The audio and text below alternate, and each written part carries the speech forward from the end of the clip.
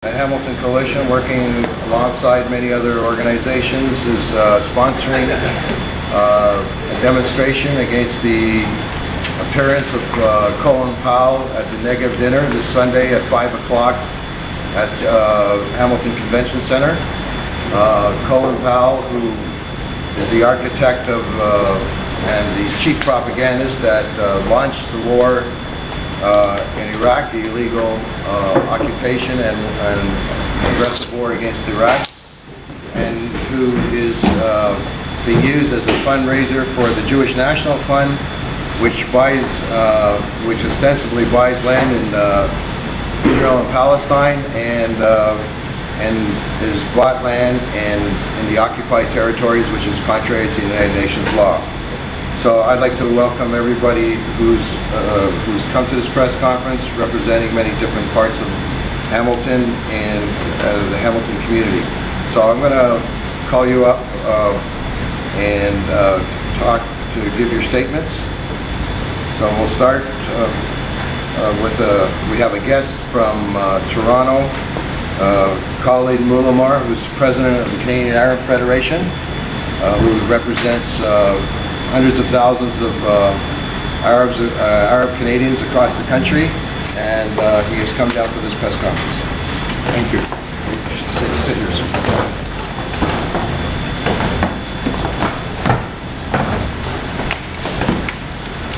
We are really concerned about the visit of Colin Powell for two reasons.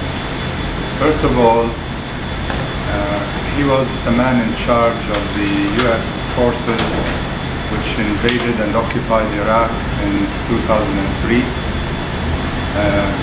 based on false information which he presented at the UN Council at that time, saying that Iraq had weapons of mass destruction, and that was proven after that to be wrong.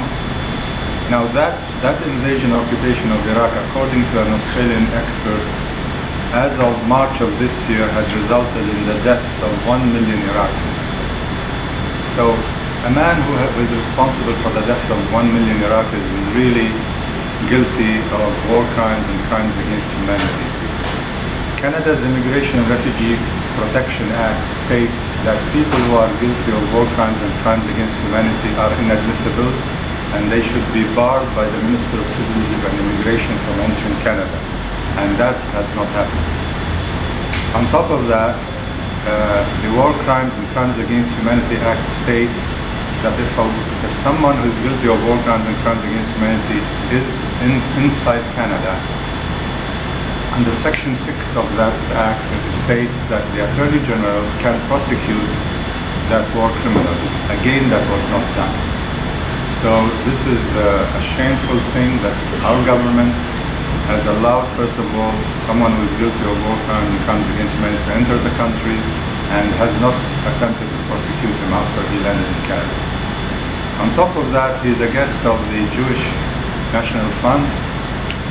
This is an organization which has broken Canadian law and international law because after the occupation of the West Bank in 1967, there were 3 villages in the Latrun area in the West Bank which were raised by the Israeli army, and in 1986 the land was transferred to the Jewish National Fund. The charter of that organization states that land, any land under the jurisdiction of the JNF, can only be leased or rented to Jews. Now, there was a campaign in Canada at that time, and $15 million were connected. Charitable tax donations by Canadians. 15 million of those went into building Canada Park on occupied Arab land in the West Bank.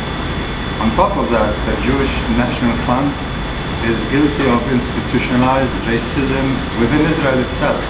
But within Israel itself, Palestinian citizens of Israel who are not Jewish cannot lease or rent the land which are owned by the Jewish National Fund.